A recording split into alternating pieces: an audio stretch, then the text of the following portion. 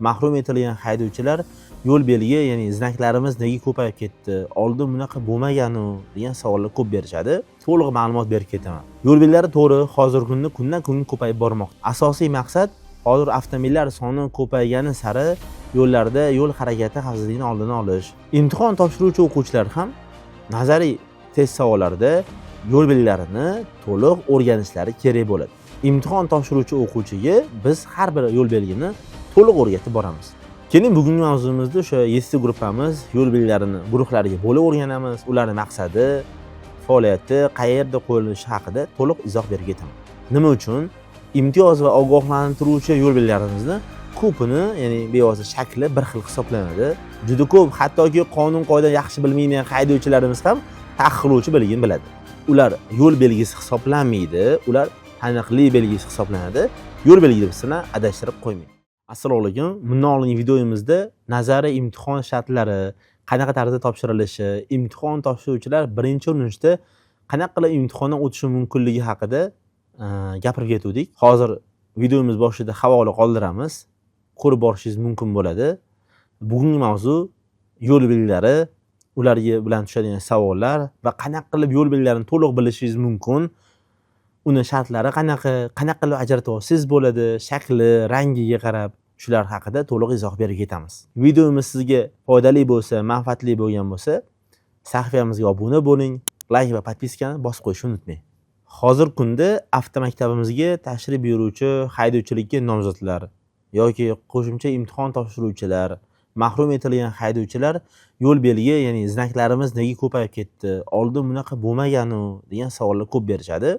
Keling, bugungi mavzumizda bu haqida sizga to'liq ma'lumot berib ketaman. Yo'l belgilari to'g'ri, hozirgi kunda kundan kunga ko'payib bormoqda. Asosiy maqsad hozir avtomobillar soni ko'paygani sari yo'llarda yo'l harakati xavfsizligini oldini olish, yo'llarda avtomobillarning to'g'ri harakatini ta'minlash, tirbandliklarni yo'qotish, bu orqali elektron vositalarni joriy etish, haydovchilarni, ya'ni o'z ishiga yoki uyiga o'z vaqtida yetib borishini ta'minlash uchun qo'shimcha yo'l belgi, svetoforlar, aqlli yo'l prinsiplari joriy qilina boshlanmoqda. Xo'p, harakat xavfsizligini ta'minlash uchun kundan kunga qo'shimcha tarmoqlar joriy etildi.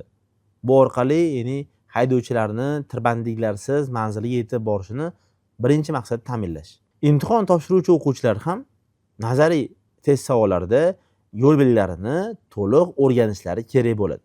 Bu orqali imtihon savollarida birinchi navbatda javoblarni aniq topish, variantlar bo'yicha to'g'ri ishlashni o'rganib boradilar. Hozirgi kunda yo'l belgilari 7 guruhga bo'lib o'rganilmoqda. Har bir guruhda ma'lum bir yo'l belgilari mavjud. Ularning vazifasi, o'rni, qo'llanilish joyiga qarab farq qilib bo'ladi. Imtihon topshiruvchi o'quvchiga biz har bir yo'l belgini to'liq o'rgatib boramiz. Uni maqsadi, qayerda qo'yilishi, qancha masofa oldin, u nimaga qo'yilyapti, maqsadi nima, vazifasi nima, test savollarida qanaqa javob berish kerak va bu orqali imtihondan birinchi urinishda o'tishini ta'minlash uchun. Keling, bugungi mavzumizda o'sha 7 gruppamiz yo'l belgilarini guruhlarga bo'lib o'rganamiz. Ularning maqsadi, faoliyati, qayerda qo'yilishi haqida to'liq izoh berib ketaman. Birinchi gruppamiz ogohlantiruvchi yo'l belgilari hisoblanadi. Nomi bilan o'zi bilsangiz kerak, ogohlantiruvchi. Ya'ni bevosita uchburchak shaklda, asosi oq, hoshiyasi qizil. Maqsadi haydovchilarni turli xil xavf-xatar haqida oldindan ogohlantirish. Bevosita shahar aholi yashaydigan joylarda 50-100 metr oldin o'rnatiladi. Aholi yashaydigan joylardan tashqarida xavf-xatardan 150-300 metr oldin o'rnatilgan bo'ladi. Bu orqali haydovchiga oldindan xavfni bildirish, u orqali tayyorgarlik amalga oshirishi, tezlikni kamaytirishi va shu vaziyatga tayyorgarlik ko'rishini bildirish uchun. Temir yo'l kesishlari haqida, sirpanchiq yo'llar, xavfli burilishlar, shu kabi piyoda o'tish joylari, diqqat bolalar, turli xil manzillarni oldindan bilish uchun qo'llanila boshlaydi. O'quvchilarimiz ko'p savol berishadi. Nega yo'l belgilari, ogohlantiruvchi belgilarimiz 150-300 metr shahardan tashqarida, shahar ichida 50-100 metr oldin o'rnatiladi deb savol berishadi.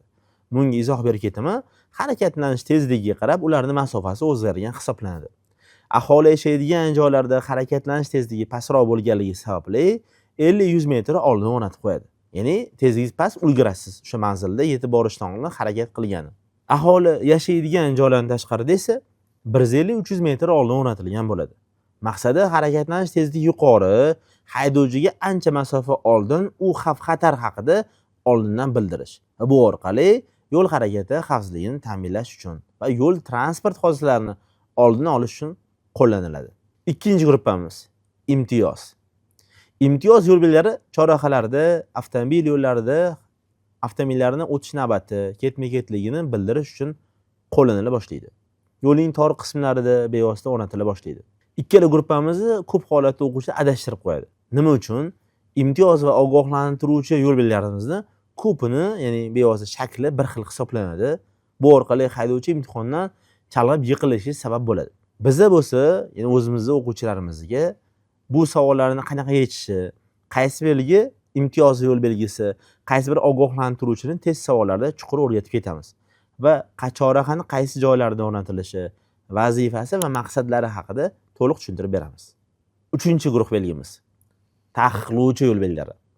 Nomi bilan taqiqlovchi juda ko'p, hattoki qonun qoida yaxshi bilmaydigan haydovchilarimiz ham taqiqlovchi belgini biladi. Qayerdan deysizmi? Ularni rangiga qarab, bevosita shakliga qarab ko'p haydovchi bilib olishgan. Ya'ni asosi oq, hoshiyasi qizil, doira shaklida qizil ko'rinishdagi belgilarimiz bular taqiqlovchi hisoblanadi. Ular haydovchi cheklov qo'yadi, taqiqni bildiradi. Mumkin emas, kirmagin, harakatlanmagin degan maqsadda. Ularni doirasimon, ya'ni qizil ko'rinishdan ajratib olsangiz bo'ladi. 4-guruh yo'l belgimiz buyuruvchi yo'l belgilari hisoblanadi. Ular haydovchilarga chorrahalarda majburiy yo'nalishni buyurish, bu orqali harakat xavfsizligini ta'minlash uchun o'rnatilgan bo'ladi. Buyuruvchi yo'l belgilarimiz bo'yicha imtihonda juda ko'p savollar bor. Bevosita ularni ta'siri qayerda tugashi, qayerdan boshlanishi, ma'lum bir yondosh hududlarga daxli yo'qligi test savollarida chuqur o'rgatib boriladi. Ularni doirasimon shaklda va ko'k rangidan havo rang fonidan ajratib olsangiz bo'ladi. Bu buyuruvchilar hisoblanadi. 5-guruh yo'l belgimiz bular axborot, ishora yo'l belgilari hisoblanadi. Ular haydovchiga oldindan turli xil yo'nalishlar, manzillar, joylar haqida axborot, ishora beradi. Ya'ni ko'rsatkichi yo'l belgilari. Nega? Axborot ko'rsatkichi yo'l belgilari hisoblanadi. Ular haydovchiga yo'nalishni belgilab beradi. Mana shu yo'nalishdan qaysi joyga borishi, u manzil qayerda joylashganligi va u yerda qo'yilgan talablar haqida haydovchiga to'liq izoh berib ketadi. Ko'pchilik haydovchi e'tibor bermaydi, axborot muhim emas deb hisoblaydi. Yo'q, noto'g'ri. Agarda haydovchilar axborot, ishora yo'l belgilarimizni to'liq bilsa, yaxshi bilsa, turli xil taqiqlovchi duch kelmaydi va harakatlanishni to'g'ri amalga oshirishi mumkin bo'ladi.